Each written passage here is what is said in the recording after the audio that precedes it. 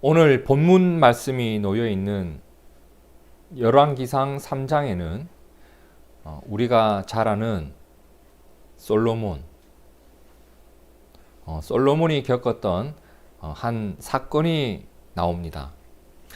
솔로몬 하면 참 많은 것이 떠오릅니다. 일단 이스라엘의 왕이었다. 그리고 지혜로웠다. 그리고 뭘 지었죠? 성전과 왕궁을 지었다. 그리고 뭐가 많았다? 돈이 많았다. 등등 많은 것이 떠오르는 사람이에요. 이런 내용들을 성도들이 모르지 않아요. 그런데 의외로 이런 내용들을 알고는 있는데, 그죠? 솔로몬이 이런 사람이었다라는 것을 알고는 있는데, 그 내용들을 아주 정확하게, 면밀하게 알고 있는 사람은 생각보다 적습니다. 그러니까 어디서 솔로몬에 대해서 듣기는 들어봤는데, 내가 성경을 꼼꼼하게 살펴보면서 솔로몬에 대해서 알고 있는 사람은 생각보다 적다는 겁니다. 이렇게 되면 우리가 어떤 사건 속에 있는 의미를 놓쳐버릴 때가 있습니다. 아, 그랬나 보다 라고 그냥 지나가요. 그런데 하나님께서 이 말씀을 우리에게 주신 그 의미가 뭘까? 그 의미를 놓쳐버릴 때가 많고, 오히려 아예 그냥 잘못된 오해를 품고 있을 때도 있습니다. 오늘 우리가 보고 있는 이 열왕기상 3장의 내용도 사실 성도들에게 매우 익숙한 본문임에도 불구하고 그 내용과 그 의미를 잘 모르는 본문이기도 해요. 그러면 열왕기상 3장에 도대체 어떤 내용이 있고 그 의미가 뭔지 오늘 이제 그것을 한번 살펴보려고 합니다. 먼저 4절 말씀을 함께 볼게요. 열왕기상 3장 4절입니다. 함께 읽습니다. 시작. 이에 왕이 제사하러 기브온으로 가니 거기는 산당이 큼이라. 솔로몬이 그 제단에 1천 번제를 드렸더니, 자, 4절에 보니까 그 왕이 누구죠? 솔로몬입니다. 자, 솔로몬이 제사를 드리러, 즉 하나님께 예배를 드리기 위해서 어디를 갔다? 기브온이라는 곳으로 갔다고 합니다. 4절 앞에 나오는 2절을 보면 기브온을 예배의 장소로 선택했던 이유가 나오는데요. 2절에 보니까 그때까지 여호와의 이름을 위하여 무엇을? 성전을 아직 건축하지 아니하였으므로 백성들이 산당에서 제사를 하고 있었다고 합니다. 자, 이때는 아직 성전이 없었어요. 하나님을 제사하기 위해서 지어진 성전이 없었어요. 그래서 제사를 어디서? 성전이 아니라 당시 제사를 위해서 사람들이 여기저기 만들어 두었던 산당에서 제사를 드렸던 거예요. 근데 기브온에 있는 산당이 어땠다? 아주 컸던 거예요. 그래서 솔로몬은 그곳에서 하나님께 제사를 드리기로, 예배를 드리기로 마음먹게 되었고, 바로 그곳에서 그 유명한 1천 번제를 드렸습니다.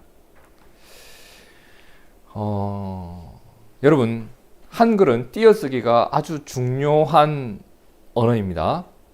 띄어쓰기를 잘못하면 아버지가 방에 들어가지 않고 아버지 가방에 들어가게 되잖아요. 그죠? 띄어쓰기가 중요해요.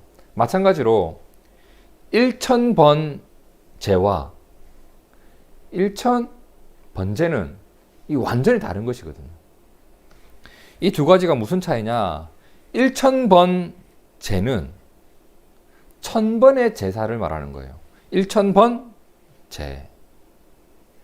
그 다음에 1,000 번제는 1,000마리의 제물을 드린 한 번의 번제를 말하는 겁니다. 성경에는 뭐라고 나오죠? 1,000 번제예요. 즉 솔로몬은 기브온에서 많은 횟수의 제사를 드린 것이 아니라 자신이 드릴 수 있는 최고의 제물을 준비해서 하나님을 예배했다. 최선을 다해서 예배를 드렸다. 하나님을 향한 최선이 있었다라는 것을 말해주는 게 이제 일천번제라는 말입니다. 이렇게 하나님을 정성껏 예배한 후에 솔로몬이 뭘 했을까요? 자요. 그죠? 솔로몬은 예배를 드리고 잤습니다. 요즘 성도들은 예배 중에 잠을 자는데 잠은요 예배 전이나 예배 후에 자세요. 솔로몬도 예배를 열심히 드리고 잠을 자요. 기브온에 준비되어 있었던 이제 왕의 숙소로 돌아가서 잠을 잤죠. 그런데 꿈을 꾼 거예요. 그 꿈이 5절에 나오는데 함께 읽어볼까요? 시작. 기브온에서 밤에 여호와께서 솔로몬의 꿈에 나타나시니라. 하나님이 이르시되 내가 내게 무엇을 줄꼬 너는 구하라. 와, 이거 정말 장난 아니죠, 여러분. 엄청난 꿈을 꾼 거예요. 저도 이런 꿈 한번 꾸고 싶습니다. 하나님이 나타나셔서 뭘 줄까 이렇게 하셨으면 좋겠는데 이상하게 저는 꿈만 꾸면 막 좀비가 쫓아오고 사람들이 총 들고 막 쫓아오고 이런 꿈만 꿔요. 저는 이상하게. 영화를 좀 바꿔야 될 것 같아요. 영화를 좀 바꿔야. 맨날 좀비 영화 보고 이러니까 좀비만 나오고. 솔로몬은 어떤 꿈을 꿨다고요? 하나님이 나타나셔서 내가 네게 무엇을 줄까? 너는 구해라. 하나님의 질문에 솔로몬이 뭐라고 대답했을까요? 6절에 솔로몬의 대답이 나옵니다. 솔로몬이 이르되 주의 종 내 아버지 다윗이. 갑자기 다윗 이야기를 해요. 솔로몬의 아버지예요. 주의 종 내 아버지 다윗이 성실과 공의와 정직한 마음으로 주와 함께 주 앞에서 행함으로 주께서 그에게 무엇을 베푸셨다? 큰 은혜를 베푸셨다. 주께서 또 그를 위하여 이 큰 은혜를 항상 주사 오늘과 같이 그의 자리에 앉을 아들을 그에게 주셨나이다. 그게 납니다. 그죠? 그러니까 지금 솔로몬은 고백하고 있는 거예요. 내 아버지 다윗이 하나님을 진실로 사랑했던 사람입니다. 그리고 하나님은 그에게 은혜를 베풀어 주셨습니다. 그리고 오늘 제가 왕이 된 것도 그 은혜의 연장선상에서 일어난 일이고 하나님이 베푸셨던 은혜의 결과입니다. 이런 고백이에요. 자, 그런데 우리가 잘 아는 것처럼 다윗은 하나님의 은혜를 받은 자일 뿐만 아니라 업적이 어때요? 정말 엄청난 업적들을 많이 세운 사람이었거든요. 골리앗 잡은 사람이에요. 나라가 전쟁 중에 위기를 만났을 때 그 위기에서 건져낸 장군이 다윗이었고, 그리고 왕도 정말 엄청 잘했던 왕이잖아요. 사람들의 기억에 남는 왕이라고요. 아직까지도 다윗과 같은 왕을 사람들이 꿈꾸잖아요. 그만큼 나라를 강하게 세웠던 사람이 다윗이었어요. 근데 그 다윗을 이어 누가 왕이 된 거죠? 그의 아들 솔로몬. 지금 기브온에서 꿈꾸고 있는 이 솔로몬이 왕이 된 거예요. 얼마나 부담이 컸을까요? 그 다윗 다음에 왕이 되었으니. 그래서 이제 그가 7절에 이런 고백을 하죠. 나의 하나님 여호와여, 주께서 종으로 종의 아버지 다윗을 대신하여 왕이 되게 하셨사오나. 그죠? 근데 나는 어때요? 아버지 같은 사람이 아닌 거예요. 저는 작은 아이입니다. 작은 아이입니다. 출입할 줄을 알지 못합니다. 이게 무슨 말이냐? 하나님, 저는 너무 부족한 게 많아요. 어떻게 해야 할지 모르겠습니다. 왕의 자리에 앉긴 했으나 어떻게 처신해야 할 줄 저는 모르는 사람입니다. 그래서 저는 이것을 구하겠습니다 라고 하면서 구한 것이 이제 8절과 9절에 나오는 거예요. 솔로몬이 무엇을 구했는지 함께 읽어봅시다. 시작. 주께서 택하신 백성 가운데 있나이다. 그들은 큰 백성이라 수요가 많아서 셀 수도 없고 기록할 수도 없사오니 누가 주의 이 많은 백성을 재판할 수 있사오리까? 듣는 마음을 종에게 주사 주의 백성을 재판하여 선악을 분별하게 하옵소서. 자, 솔로몬이 구한 건 뭐죠? 듣는 마음. 듣는 마음. 히브리 말로 레브 쇼메아라고 합니다. 듣는 마음. 근데 이것을 예전 번역, 개역 한글에서는 지혜로운 마음으로 번역을 했었는데, 그것 때문에 사람들이 많이 지금 착각하고 있는 게 솔로몬이 지혜를 구했다라고 오해를 하고 있는 부분이 있어요. 하지만 분명한 것은 솔로몬이 지혜를 구한 것이 아니라 듣는 마음, 듣는 마음. 이것이 정확한 번역이고 정확한 표현이거든요. 그럼 이제 우리가 궁금해요. 듣는 마음이 뭐예요?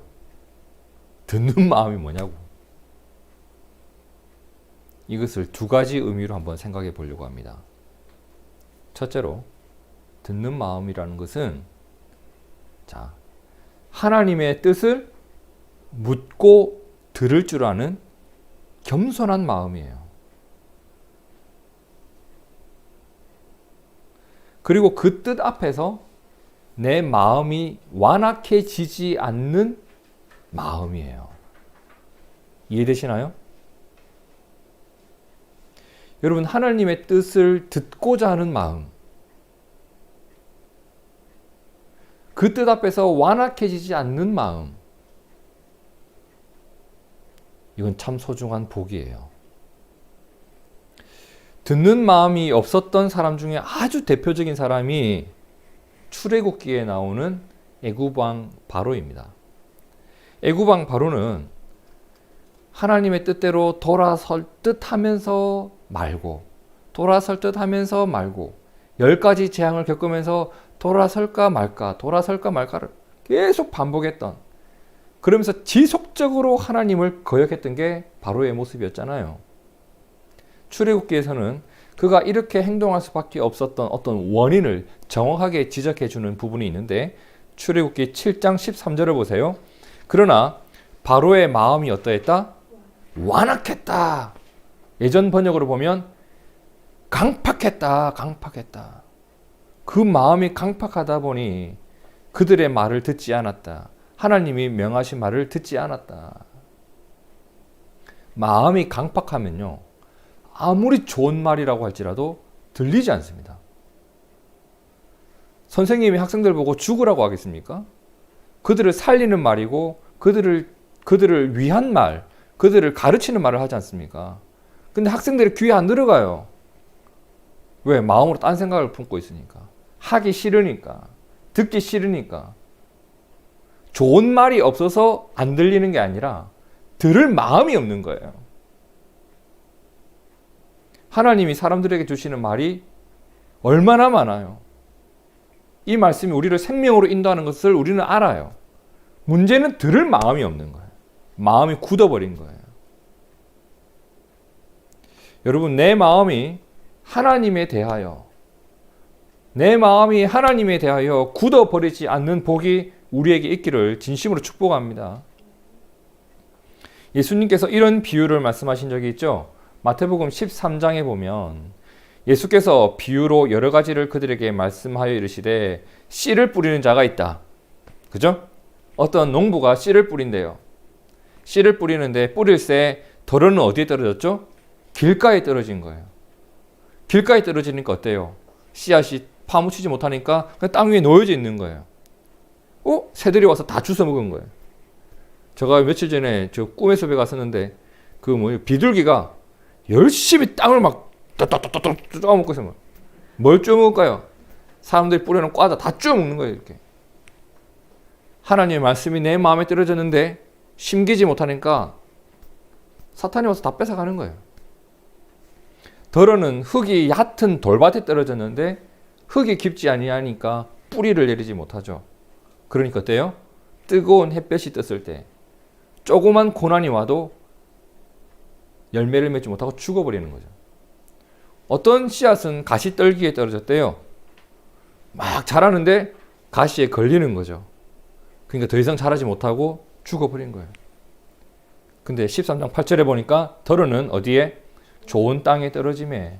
이것은 100배, 60배, 30배의 결실을 맺더라는 겁니다. 여러분, 내 마음이 길가와 같으면 씨앗, 즉 말씀이 심기지도 않아요. 이 강팍함이죠. 내 마음이 돌밭과 같으면 말씀이 뿌리를 내리지 못합니다. 내 마음이 가시떨기와 같으면 염려와 탐욕 때문에 그 말씀이 자랄 만할 때 사라지고 맙니다. 하지만 좋은 땅과 같다면 그 말씀으로 인한 하나님의 역사로 인한 결실을 맺게 된다고 주님 약속하셨습니다. 그래서 우리는 하나님의 말씀을 대하는 내 마음, 하나님의 말씀을 대하는 나의 태도가 길가나 돌밭이나 가시떨기처럼 되지 않도록 최선을 다해야 되지 않겠습니까? 그러면 무엇이 내 마음을 하나님에 대하여 길가처럼 만들고 돌밭처럼 만들고 가시떨기처럼 만드나요? 주님 다 말씀해 주셨어요. 지독한 고집, 완고한 의심, 끝없는 탐욕, 그리고 죄가 우리의 마음을 이렇게 만든다고요. 솔로몬이 무엇을 구했다? 듣는 마음을 구했습니다. 듣는 마음. 즉 내 심령이 하나님에 대하여 좋은 땅이 되기를 구했다는 겁니다. 솔로몬 잊지 않았죠. 무엇을? 세상에서 내가 무엇이다? 왕이지만 나의 왕은 누구시다? 하나님이시다. 그러니 그분을 향해서 그분의 뜻을 들을 줄 알아야 된다. 내가 세상에서 어떤 성공을 거둘지라도 하나님의 뜻을 듣지 못하고 그 뜻을 벗어나는 것은 가장 큰 실패다. 실제로 이것 때문에 솔로몬이 나중에 실패를 해요. 근데 지금은 솔로몬이 이것을 고백했어요. 그래서 하나님, 저는 듣는 마음이 필요합니다. 하나님을 벗어나서 살 수 없다는 것을 저의 아버지 다윗을 통해서 저는 배웠습니다. 저희 아버지처럼 저에게도 듣는 마음을 주십시오. 히브리서 3장 7절과 8절의 말씀 우리 함께 읽어보겠습니다. 시작. 그러므로 성령이 이르신 바와 같이 오늘날 너희가 그의 음성을 듣거든 광야에서 시험하던 날에 거역하던 것 같이 너희 마음을 완고하게 하지 말라. 우리의 마음이 완고해지면 안 돼요. 하나님은 선하시고 우리를 생명으로 인도하시는 분임을 믿습니다. 하나님을 향해서 완고해지면 우리가 그 하나님의 선하심을 들을 마음이 사라지는 겁니다. 그렇기 때문에 하나님의 음성 앞에서 내 고집이 산산조각 나는 은혜가 여러분에게 있기를 바랍니다. 아주 산산조각 나버려야 됩니다. 주님의 뜻이라고 확신이 드는 순간 고집이 산산조각 나지 않으면 내가 돌밭이 될 수가 있고 길가가 될 수 있고 가시떨기가 될 수 있는 거예요. 하나님의 뜻 앞에서 강팍함이나 완악함이 있는 것이 아니라 일단 아멘입니다. 주님, 제가 이해하지 못하겠으나 아멘입니다 하고 그분의 뜻을 들을 수 있는 귀와 마음이 우리에게 있기를 진심으로 축복합니다. 이것을 솔로몬이 하나님께 구했어요. 그리고 듣는 마음은 또 이런 의미가 있어요. 두 번째 의미인데, 자, 백성들의 말을, 왕이면 백성들의 말을 얼마나 많겠어요. 우리나라도 지금 청와대 게시판 보세요. 진짜 별의별 거 다 올라갑니다. 막 동네 개가 짖습니다. 어떻게 해주세요. 국민청원 오늘 국민청원 게시판에 5만 개 다 올라갑니다. 그죠? 솔로몬도 얼마나 많은 이야기를 듣겠어요. 근데 백성들의 말을 들을 때 편견 없이 내 편, 네 편이 중요한 것이 아니라 그들의 말을 정확하게 들을 줄 아는 것. 그들의 말에 귀를 기울이되 치우치지 않고 듣는 것. 그죠? 그런 치우치지 않는 마음. 그들의 말을 정확하게 이해하고 정의와 공의를 분별할 수 있는 마음. 그게 이 듣는 마음이에요. 당시 왕이 행해야 될 중요한 역할 중에 하나가 재판이었습니다. 재판. 재판에는 어때요, 여러분? 반드시 가해자가 있고 피해자가 있으며 이기는 사람이 있으면 지는 사람이 있고 웃는 자가 있으면 우는 사람이 있는 게 재판이잖아요.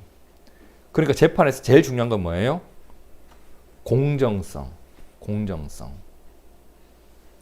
그래서 하나님은 공정한 재판에 대해서 정말 많은 말씀을 주셨습니다. 그 중에 하나가 레위기 19장 15절인데요. 너희는 재판할 때에 뭘 행하지 말라? 불의를 행하지 마라. 가난한 자의 편을 들어주지 마라. 불쌍하다고 봐줄 거 아니다. 죄는 죄니까. 그리고 재력 있는 자라고 두둔하지도 마라. 그죠? 돈 많다고 봐주지 마라. 공의로 사람을 재판해라. 너는 내 백성 중에 돌아다니며 사람을 비방하지 말며 내 이웃의 피를 흘려 이익을 도모하지 말라. 그죠? 내 이익을 위해서 누군가에게 손해를 끼치면 안 돼요. 이것이 재판의 원칙이에요. 하나님께서는 이스라엘 백성들이 불의한 재판을 하고 있었을 때, 이익의 눈이 어두워져 있을 때 놀랍게도 뭐라고 하셨냐면 나 너희 예배를 받지 않을 것이다. 너희 기도를 듣지 않을 것이다. 이렇게까지 말씀하셨다고요. 이사야 1장 15절에 보면 너희가 손을 펼 때에 내가 내 눈을 너희에게서 가리겠다. 나 너희 안 볼 거야. 너희 제사 안 받겠다는 거예요. 너희가 많이 기도할지라도 어떻게 하겠다? 듣지 않겠다고 해요. 하나님이 듣지 않는 기도, 하나님이 받지 않는 예배, 이게 무슨 의미가 있겠어요, 여러분?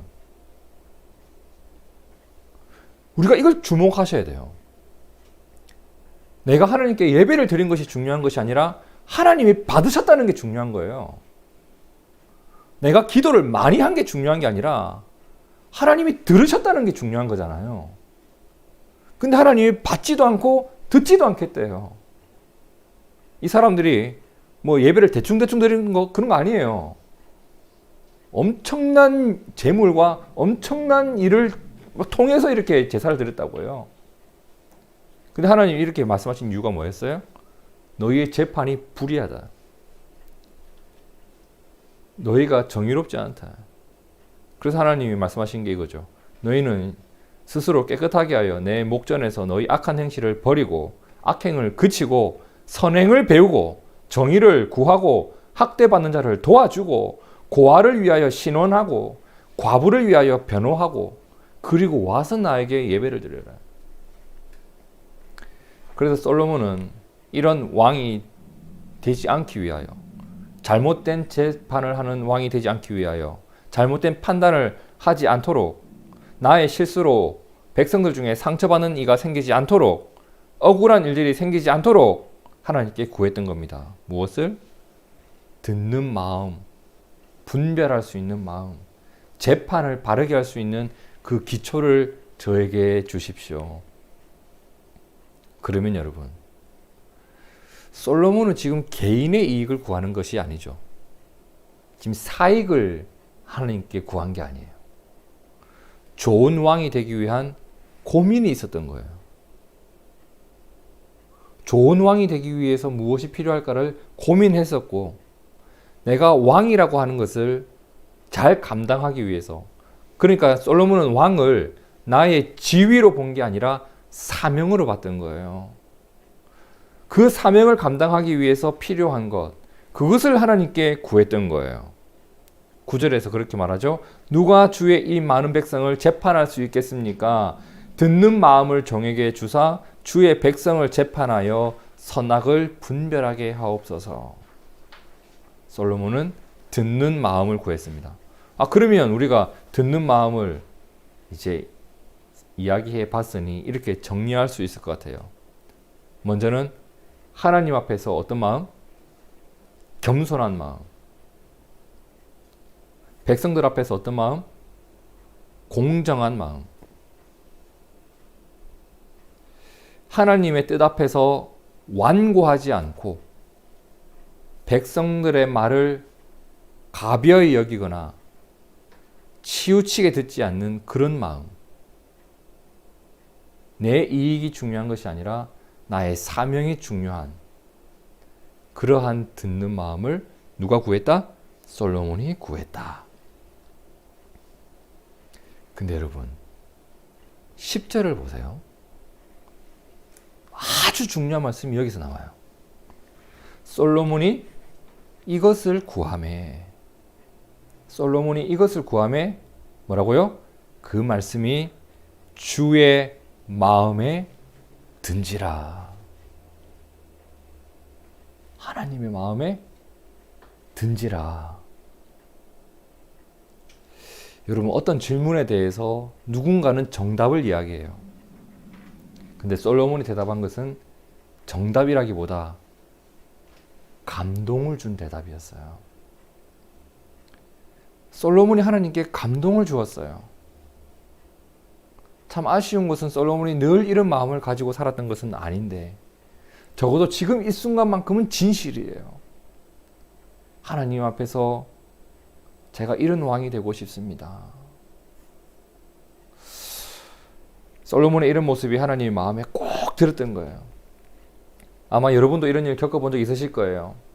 자녀들이나 또는 제자들을 키울 때 내가 알고 있는 그들에게서 내가 생각했던 대답보다도 훨씬 더 감동을 주는 대답을 할 때가 있잖아요.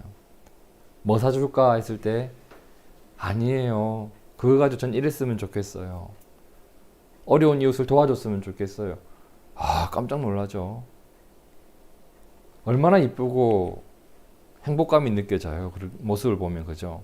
지금 솔로몬의 모습이 하나님께 꼭 그랬던 거예요. 솔로몬의 대답을 들으신 하나님이 뭐라고 하셨는지 11절과 12절을 보세요. 이에 하나님이 그에게 이르시되 네가 이것을 구하도다. 이것이 뭐예요? 듣는 마음을 구하도다. 자기를 위하여 너를 위하여 무엇을 구하지 아니했다? 장수하기를 구하지 아니했고 부도 구하지 아니했고 자기 원수의 생명을 멸하기도 구하지 아니했고 오직 송사를 듣고 백성들의 이야기를 듣고 분별하는 지혜를 구하였으니 내가 내 말대로 할 것이다. 내게 지혜롭고 총명한 마음을 주노니 이때부터 솔로몬이 똑똑해졌다. 내게 지혜롭고 총명한 마음을 주노니 내 앞에도 너와 같은 자가 없었거니와 내 뒤에도 너와 같은 자가 일어남이 없으리라. 그리고 하나님께서 그에게 보너스로 플러스 알파를 더해 주신 게 13절에 나와요. 뭐예요? 내가 또 네가 구하지 아니한 부귀와 영광을 덤으로 주겠다. 이건 덤이에요, 덤. 이걸 먼저 구했으면 이것만 딱 받았을 텐데. 이걸 나중에 생각했더니 나의 차선 순위로 뒀더니 하나님 이걸 더해 주시더라. 내 평생의 왕들 중에 너와 같은 자가 없을 것이다. 솔로몬은 듣는 마음을 구했는데 나의 사명을 감당할 수 있는 능력을 구했는데 하나님께서 무엇까지 주시더라? 내가 구하지 아니한 것 그것을 덤으로 또 주시더라. 이 사건이 어디에서 있었죠? 기브온에서 있었던 사건들입니다. 자, 그럼 정리를 해볼까요? 자, 솔로몬은 먼저 하나님을 신실하게 예배하는 사람이었습니다. 그렇죠? 그리고 하나님께서 그를 찾아오셨습니다. 그리고 하나님이 그에게 물었어요. 내가 내게 무엇을 줄꼬? 너는 구하라 라고 하셨을 때 솔로몬이 자기의 이익이나 어떤 자신의 개인적인 것을 구했나요?